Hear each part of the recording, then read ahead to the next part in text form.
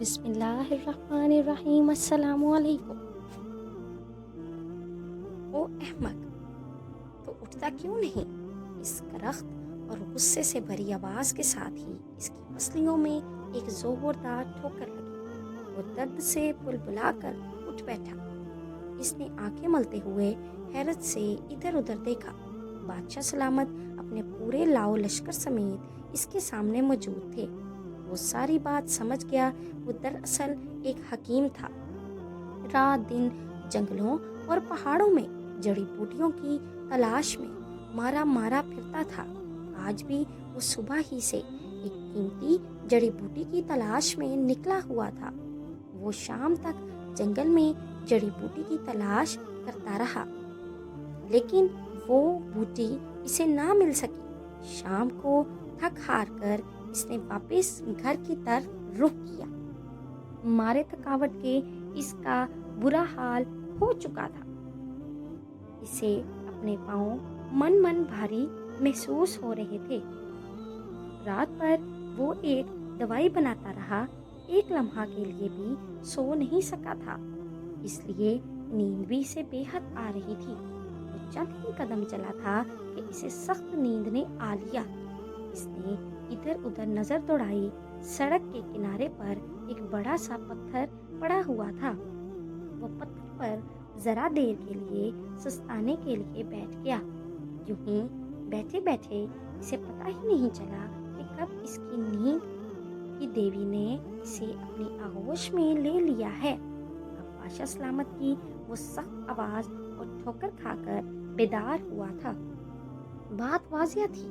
सड़क से बादशाह सलामत की शाही सवारी अपने पूरे जोर शोर के साथ गुजर रही थी, लेकिन वो बेचारा तो गहरी नींद सोया हुआ था। इसे भला हट्टो बच्चों की आवाज़ें कहाँ सुनाई देनी थी। सिपाहियों ने भी इसे जगाने की कोशिश की, लेकिन जब इनके उठाने से भी वो नहीं उठा तो बादशाह सलामत को खुद अपनी सवारी से उतरकर आना पड़ा। अहमक, तू हमें जानता नहीं हम कौन हैं? हमारी शाही सवारी गुजर रही है और तू टांगे पसारे सड़क पर पड़ा है। बेअदब, गुस्ताख। बादशाह सलामत का चेहरा हमारे गुस्से के सुर्ख हो रहा था। जी हाँ, मैं इसी बात पर गौर कर रहा हूँ कि आप कौन हैं। अब तक मैं इस नतीजे पर पहुँचा हूँ कि शायद आप जंगल के दरिंदे हैं, इसलिए कि आम तौर पर दरिंदों की ही ये आदत होती है कि वो ज़मीन पर पाँव मारते हुए और धूल उड़ाते हुए चला करते हैं। जब आपने ठोकर मारी तो मैं डर गया कि ज़रूर जंगल का कोई दरिंदा आ गया है। हकीम पुरसुकून लहजे में बोला। क्या? इसकी ये बात सुनकर बादशाह चिल्ला उठा। गुस्ताख, अहमक आदमी, तुम्हें मालूम नहीं कि हम वक्त के बादशाह हैं।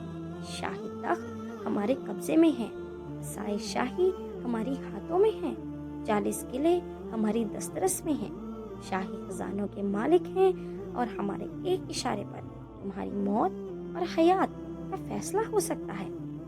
बादशाह सलामत का गुस्सा आसमानों से बातें कर रहा था। अहमक मैं नहीं हूँ। बेवकूफ़ बादशाह।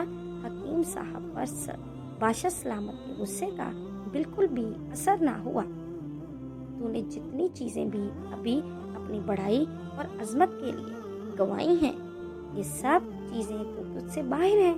तो ये बता, तेरे अंदर कौन सा कमाल है? वो सब तो बाहर की चीज़ें हैं। ताज अगर अच्छा है तो अपनी ज़ात की वजह से अच्छा है, क्योंकि इसमें बेश कीमत हीरे जवाहरात जड़े हुए हैं। इसमें भला तेरा क्या कमाल? और अगर तेरी पोशाक अच्छी है, उम्दा है, तो वो भी अपने खूबसूरत कपड़े की वजह से खूबसूरत है। तेरी अपनी ज़ात की इसमें क्या खूबी है? अगर ये सब कुछ तुझसे जुदा हो जाए तो तू जलील और ख्वार हो जाएगा, तेरी इज्जत खत्म हो जाएगी। ये भला क्या इज्जत हुई कि अंदर कोई कमाल नहीं, जबकि बैरूनी अशिया पर भरोसा करके अपनी बड़ाई और इज्जत को बयान कर रहा है। अगर तू कमाल और बड़ाई जितलाता है तो अपने अंदर कमाल पैदा कर। हकीम साहब बोलते चले गए, जबकि बादशाह सलामत का सर झुकता चला गया और वो सोच रहे थे कि वाकई ये बात तो सच्ची है میرے اندر تو کوئی کمال نہیں، یہ شخص اندر سے باکمال ہے جبکہ میں اندر سے بالکل کھوکھلا۔ کیا آپ کو پتہ ہے کہ یہ حکیم صاحب کون تھے؟ ان کا نام سقراط تھا۔ جی ہاں، وہی مشہور و معروف یونانی حکیم جنہوں نے جڑی بوٹیوں کی خصوصیات پر بہت سی شہرۂ آفاق کتابیں لکھی، اور ان کے علم سے آج تک سائنس اور لوگ فائدہ اٹھا رہے ہیں۔ ایسی مزید انفارمیشن کے لیے اور مزیدار واقعات کے لیے میرے چینل کو سبسکرائب کریں اور بیل آئیکن کو پریس کریں۔